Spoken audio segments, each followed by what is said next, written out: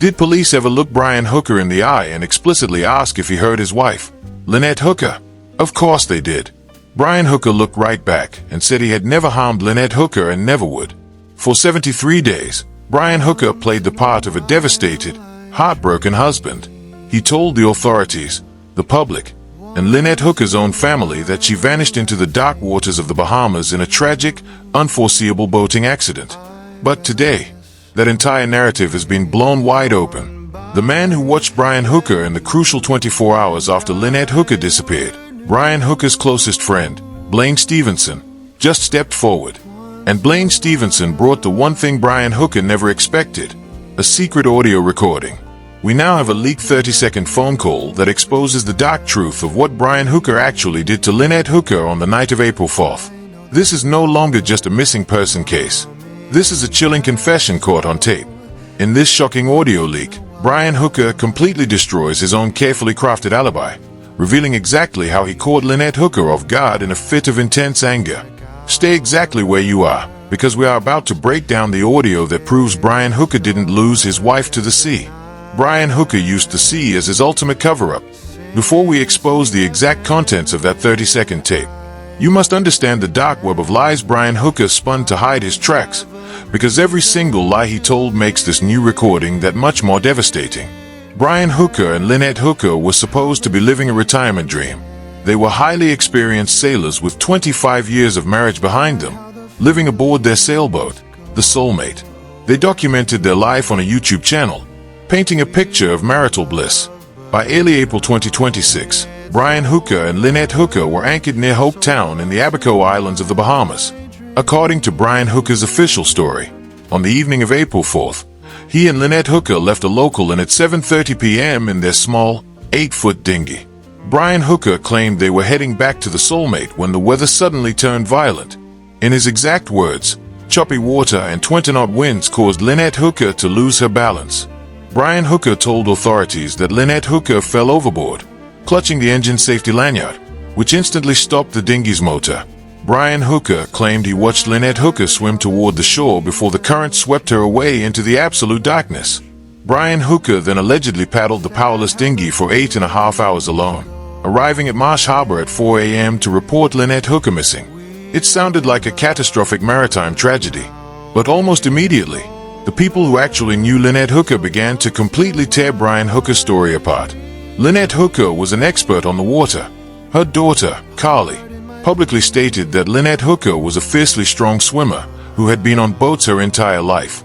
Lynette Hooker knew the water the way most people know their own living rooms. She would not simply fall off a small dinghy and vanish without a fight, especially in a channel where the water depth sometimes barely reaches 4 feet. But it was not just Lynette Hooker's family raising alarms. It was Brian Hooker's own technology that ultimately betrayed him. Let us talk about the AIS blackout. The Soulmate was equipped with an automatic identification system, or AIS. This is a sophisticated, federally mandated broadcast tool that continuously transmits a vessel's speed, position, and identity to the Coast Guard and surrounding ships. It is a critical safety feature. Yet, on the exact night Lynette Hooker disappeared, the AIS on the Soulmate went completely dark at exactly 9:29 p.m. It stayed off for over 11 hours, miraculously turning back on at 8:40 a.m. the very next morning. That is the exact window of time when Brian Hooker returned to the boat. A former federal prosecutor confirmed that this type of tracking system does not just magically reboot after a catastrophic failure. An 11-hour blackout means someone deliberately walked up to the system and turned it off. Then, there is the alarming reality of the thermal camera. The Soulmate was not just a standard recreational sailboat. It was outfitted with a state-of-the-art, $33,000 FLIR thermal infrared camera system. This device does not rely on visible light. It detects body heat. Brian Hooker knew exactly how powerful this technology was. Brian Hooker had previously demonstrated it to a friend, bragging about how the camera could automatically lock onto a human being walking down a pitch-black dock based entirely on the 86-degree body heat signature. On the night his wife fell into the dark ocean, Brian Hooker never touched that camera. Brian Hooker never turned it on. Brian Hooker never used the one piece of equipment specifically designed to find a warm, living person in the dark. And shockingly, Brian Hooker never told the Coast Guard he even had it. Investigators only found out about the $33,000 thermal system because a friend tipped them off. How does a grieving husband, whose stated sole focus is finding Lynette Hooker, forget to use a high-tech heat-seeking camera? The answer is terrifyingly simple. You do not search for someone you already know is gone. The calculated web of deceit did not end there. Brian Hooker physically handed investigators a map, pointing out the exact stretch of water where he claimed Lynette Hooker went overboard. But when federal authorities extracted the forensic GPS data from Brian Hooker's own electronic devices, the digital coordinates told a completely different story. Brian Hooker's personal GPS placed him in an entirely different area of the Sea of Abaco. This proved that the physical map Brian Hooker gave to the police was a calculated diversion meant to waste rescue resources. While the Coast Guard brought in search dogs and underwater drones, the facade Brian Hooker had built began to crack in the presence of his friends. This is where Blaine Stevenson enters the picture. Blaine Stevenson had known Brian Hooker and Lynette Hooker for years. When Lynette Hooker disappeared, Blaine Stevenson was the friend Brian Hooker called for support. In the initial days, Blaine Stevenson gave Brian Hooker the absolute benefit of the doubt. But as they kept talking on the phone, Blaine Stevenson realized something deeply disturbing. Brian Hooker's story was a constantly moving target. Brian Hooker's details about the timing of the sunset did not match actual meteorological records for the Bahamas. Brian Hooker's claims about firing emergency flares into the night sky in 20-knot winds made no logical sense. Blaine Stevenson found himself getting so incredibly confused by the endless contradictions that he quietly started recording their phone calls just to keep the facts straight. What Blaine Stevenson observed during those first crucial 24 hours after the disappearance was deeply unsettling. After a brief surface search with rescue officials, Brian Hooker returned to the Soulmate and stayed there for a full 24 hours. During that time, Brian Hooker did not try to retrace his steps. Brian Hooker did not offer the police any new memories. In a real trauma response, memories return in fragments over the following hours. Brian Hooker had none of that. His story was perfectly rigid, closed, and sealed. When Blaine Stevenson was asked by the media why Brian Hooker wasn't trying to remember anything new during those 24 hours on the boat, Blaine Stevenson gave a highly calculated, precise response to Fox News Digital. Blaine Stevenson said, supposedly, he was in shock. But behind the scenes, Blaine Stevenson knew shock had absolutely nothing to do with Brian Hooker's silence. Blaine Stevenson had the secret tapes. He had the audio files of Brian Hooker contradicting himself and slipping up in his own twisted narrative. Furthermore, Lynette Hooker's own daughters came forward to national news outlets, exposing a hidden history of domestic conflict. The daughters revealed that Brian Hooker and Lynette Hooker had intense altercations in the past. Even more concerning, they disclosed that 2 full years prior to April 4th, Brian Hooker had explicitly threatened to dispose of Lynette Hooker by throwing her overboard. For 73 days, this entire investigation was built on massive circumstantial red flags, the silenced AIS tracking systems, the unused thermal camera, the fake GPS map, and the documented history of threats. It was enough to point the finger squarely at Brian Hooker.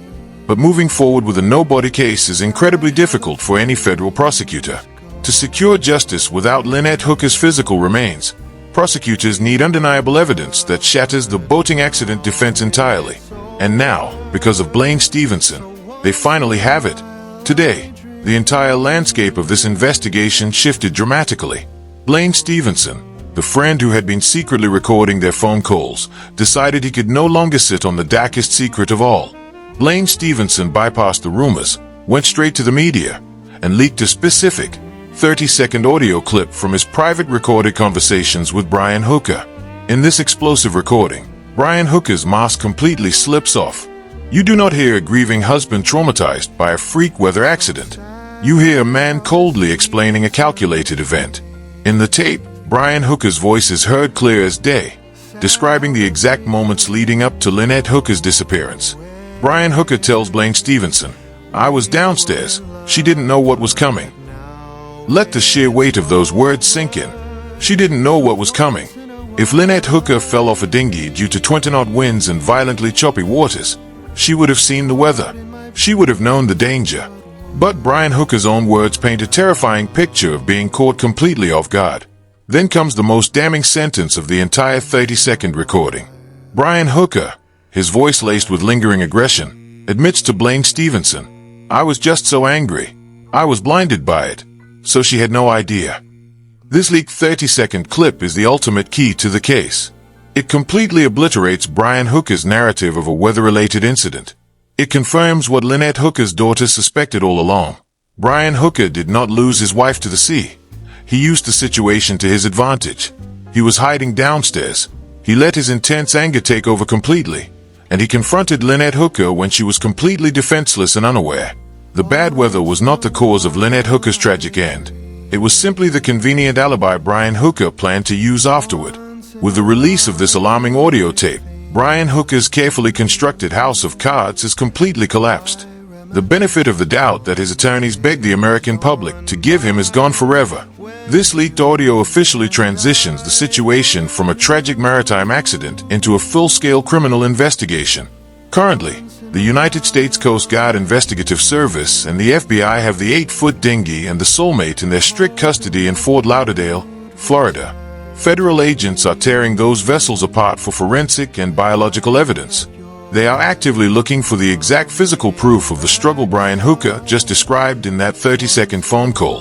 While Brian Hooker is currently a free man, having left the Bahamas for an undisclosed location in the United States, legal experts across the country agree that this leaked tape gives federal prosecutors the exact evidence they need to move forward immediately, even without recovering Lynette Hooker's body. The deafening silence Brian Hooker maintained for 24 hours on his boat was not shocking. It was the silence of a man calculating his next move, making sure his fake GPS tracks were set, and ensuring his $33,000 thermal camera stayed permanently off, so nobody could see the reality of what he had just done in the dark. But Brian Hooker made one fatal, arrogant mistake. He underestimated his best friend. Blaine Stevenson did not just listen, he hit records. And because Blaine Stevenson hit record, Lynette Hooker might finally get the justice she deserves. Now, we turn it over to you. What do you think about this explosive 30-second audio leak from Blaine Stevenson? Do you think this recording is enough for the FBI to take action against Brian Hooker today, even without recovering Lynette Hooker's body? Drop your thoughts down in the comments below. We read every single one of them, and this debate is just getting started. If you want to stay ahead of the curve on this investigation, you need to hit that subscribe button right now. We do not just cover the viral moments. We track every single piece of evidence until the truth comes out. Turn on the notification bell so you do not miss our emergency updates the very second major legal action is taken against Brian Hooker.